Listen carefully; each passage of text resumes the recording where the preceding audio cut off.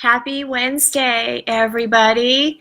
I hope you are having a great day. I am sitting out in the garden while it is still sunny outside. We have a huge storm coming, and I'm going to be hibernating on Thursday and Friday while watching the rain, and we need it, so I'm really thankful for that.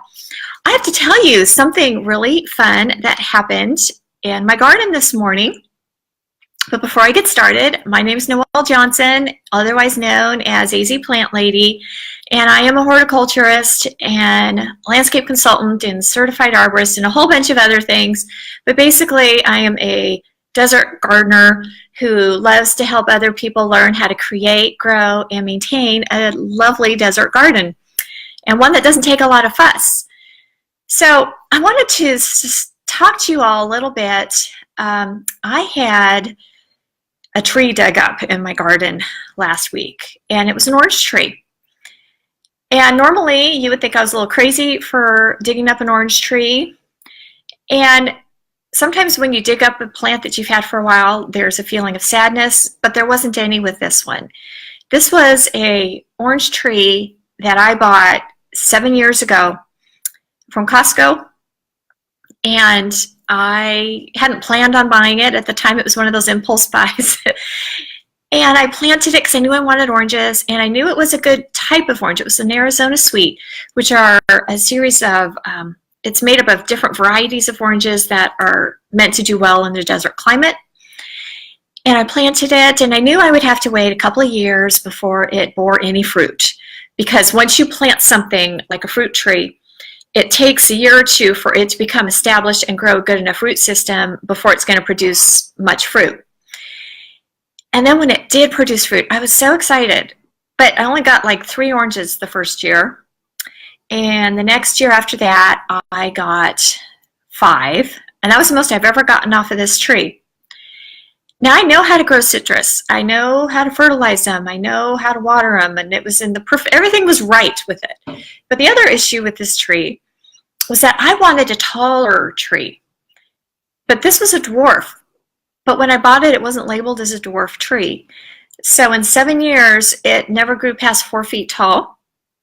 And it only produced a handful of fruit each season. And the fruit didn't taste that great. So last year I said, okay, I had a little talk with it. I said, I'm giving you 1 more year. I'm giving you TLC, which I have been all along, and I'm going to help it, do all I can to help you, but you got to give me something in return. And it just never did. And, you know, if a tree is not bringing you joy in the landscape, it's time to get rid of it. So I went to where I should have gone in the first place. I went to citrus nursery, basically a nursery that specializes in citrus. And so in the Phoenix area, Greenfield Citrus Nursery is where I recommend people go. That's in Mesa. But wherever you live, there are regular local nurseries, which is where I'm going to recommend you go to get your citrus. And I was really excited. I send my clients to Greenfield Citrus all the time, and I was excited to finally be a customer myself. So I went a couple of weeks ago, and I picked out my tree. Now, this is a good place if you're going to put money into your landscape. Do it with your citrus tree, because if you get a slightly bigger tree, you're going to get more fruit sooner. And I got an 18-inch one. Now, 18 inches means how wide the root ball is. And it was just delivered today and planted, and I was so excited. They actually came a little early, so I had to rush and get dressed, but it was really fun to watch it going in. And it is a Trovita orange tree, which is a type of Arizona Sweet, and it's about 4.5 feet tall, so it's already taller than my dwarf. And I can't wait to watch it grow. So my advice to you, and I did talk to the people at the nursery, is when you get your plants at a big box store, when you get your citrus trees, typically they come from California. Now, things from California aren't bad. I'm from California. You know, I love California. But you really want to focus on buy your oranges from the area you are from, that they have been raised where you live. And I know this one is perfectly adapted for my garden. It's not a dwarf.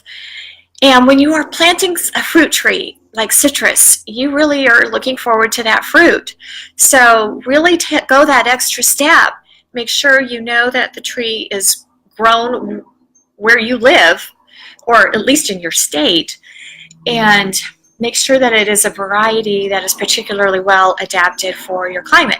So I'm really going to recommend that you go with, if you live in the desert regions, Arizona Sweets are a great choice because they are adapted to our hot, arid climate.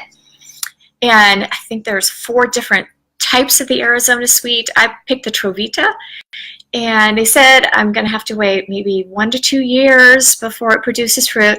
That's okay, because honestly I wasn't getting anything hardly from my other one, and it didn't taste very good. So that's my advice for you this week. In the meantime, I hope you enjoy this lovely rainy weather. I know I am going to.